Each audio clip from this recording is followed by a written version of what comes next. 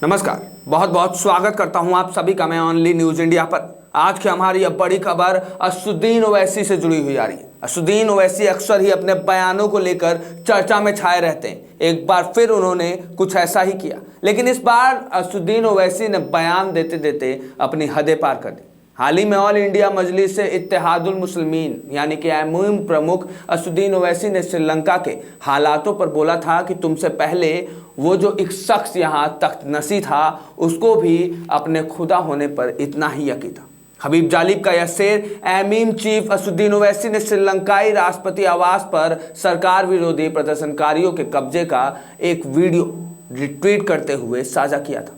इस ट्वीट में अगर आप देखें तो आपको साफ समझ आ जाएगा कि ओवैसी का यह ट्वीट अपने ही देश के प्रधानमंत्री को तंज कसने के लिए। मगर खैर, ओवैसी साहब की आदत है, वो अपने आदत से मजबूर है। अपने देश की सर नीचा झुकाने और देश में शासित मोदी सरकार को गिराने के लिए ओवैसी किसी भी हद तक जा सकते हैं। हालिया बयान ये बात को साबित करते हैं। मगर हद तो तब हो गई साहब जब इस व्यक्ति ने खुलेआम अब अपने देश के प्रधानमंत्री और राष्ट्रीय सुरक्षा सलाहकार को धमकी देना शुरू कर दिया है। साथ ही धमकी देते हुए एक बार फिर मोदी सरकार को घेरने की कोशिश की है। लेकिन इस बार ओवैसी ने सिर्फ धमकी ही नहीं दिया, ओवैसी ने प्रधानमंत्री नरेंद्र मोदी को डर दिखाने की भी कोशिश की है। चलिए आपको दिखाते हैं कि कैसे अब ओवैसी देश की जड़ काटने की कोशिश कर रहे हैं और अपनी हदें पार करते हुए इस देश के प्रधानमंत्री, सर्वोच्च पद पर आसीन व्यक्ति को और इस देश के राष्ट्रीय सुरक्षा सलाहकार को तंज कसते हुए धमकी दे रहे हैं। आगे बढ़ने से पहले आपसे अनुरोध है कि खबर पसंद आए तो खबर पर लाइक शेयर तो करिएगा ही, साथ में इस खबर पर ओवैसी के इस धमकी पर आप अपनी राय, अपनी प्रतिक्रिया जरूर रखिएगा। दरअसल ओवैसी राजस्थान के जयपुर के टॉक जर्नलिज्म में बोल रहे थे। ओवैसी ने कहा कि देश के मौजूदा हालात को देखकर लगता है कि श्रीलंका की तर्ज पर यहां भी लोग प्रधानमंत्री आवास में घुस जाएंगे। उन्होंने दावा किया कि भारत में हिंदू मुस्लिम राजनीति हो रही है जिसमें नुकसान सिर्फ मुस्लिमों का हो रहा है। ओवैसी ने क्या कुछ कहा, चलिए आपको हम दिखाते हैं। सीए, किसान बिल, अग्निवीर जैसे मुद्दों पर जनता सड़क पर उतरी है। देखना, एक दिन जैसे श्रीलंका में लोग राष्ट्रपति भवन में घुसकर बैठे थे, वैसे ही यहां प्रधानमंत्री हाउस में घुसकर बैठेंगे और कहेंगे कि नौकरी नहीं दी हमको, मैं ऐसा चाहता नहीं तो कल यूएपीए लग जाएगा मुझ पर। इस दौरान ओवैसी ने इस सवाल का जवाब नहीं दिया कि क्या देश में पीएफआई पर प्रतिबंध लगाया जाना चाहिए। पीएफआई के मामले में ओवैसी के कानों में जूं तक नहीं रहेंगी। असदुद्दीन ओवैसी ने दावा किया कि आजकल राजनीतिक पार्टियां अप्रासंगिक हो रही।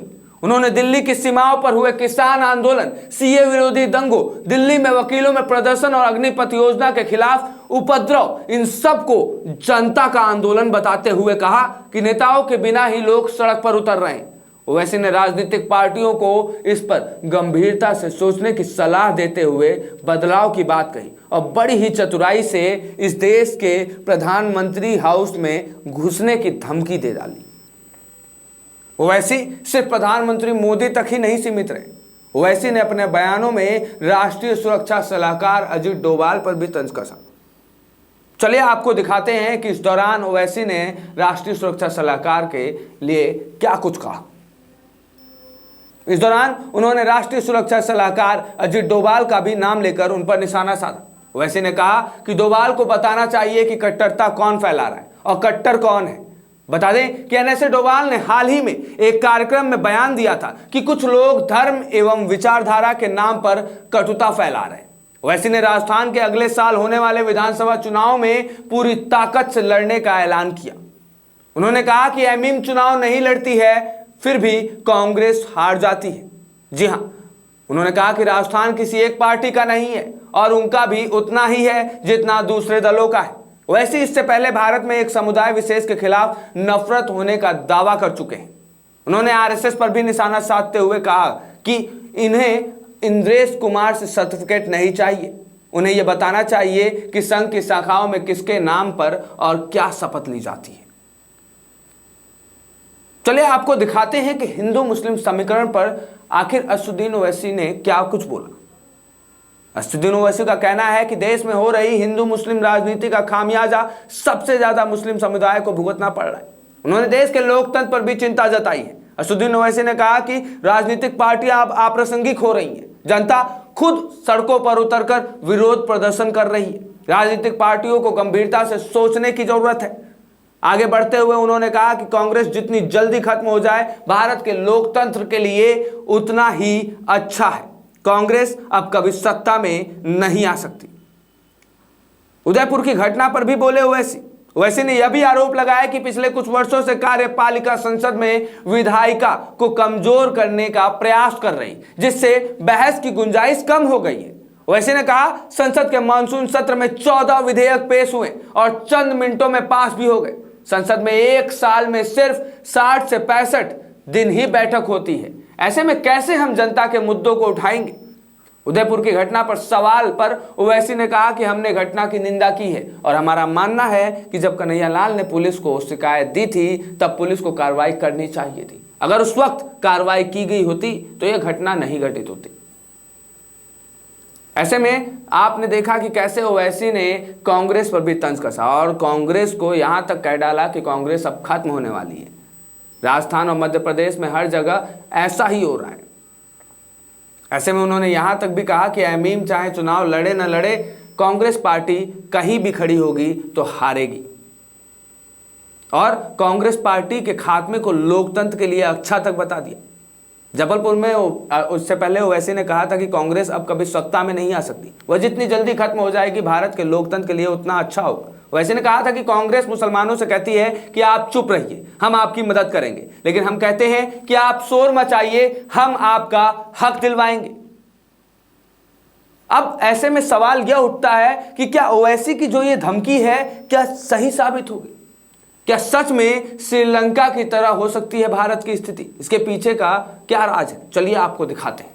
भारतीय रिजर्व बैंक के पूर्व गवर्नर रघुराम राजन ने शनिवार को कहा था कि केंद्रीय बैंक ने विदेशी मुद्रा भंडार बढ़ाने में अच्छा काम किया है। देश को श्रीलंका और पाकिस्तान जैसी आर्थिक समस्याओं का सामना नहीं करना पड़ेगा। रघुराम राजन ने कहा था कि हमारे पास पर्याप्त विदेशी मुद्रा भंडार है। रिजर्व बैंक ने रिजर्व बढ़ाने में अच्छा काम किया है। हमारे सामने श्रीलंका और पाकिस्तान जैसी समस्या नहीं है। हमारे ऊपर विदेशी कर्ज का बोझ भी कम है। अब आप जरा सोचिए कि जो एक तरफ हमारे पास कोई परेशानी नहीं, पैसे रुपए को लेकर तो कोई परेशानी नहीं, लेकिन जब ऐसे नेता हमारे देश के प्रधानमंत्री और एनएसए डोभाल को खुले बाजार में 4 लोग सामने बड़ी ही चतुराई से धमकी देते हुए तंज कसने की बात कहते हैं, तो क्या इसमें देश के नौजवानों को, मुस्लिम नौजवानों को भड़काने बरगलाने की बू नहीं आ रही? इस पूरे खबर पे आप अपनी राय प्रतिक्रिया जरूर रखिएगा। इस खबर को ज्यादा से ज्यादा लोगों तक शेयर करेगा ताकि ओवैसी की मानसिकता ज्यादा से ज्यादा लोग पहचान पाए। ऐसे ही खबरों के लिए बने रहिए हमारे साथ ओनली न्यूज इंडिया। धन्यवाद।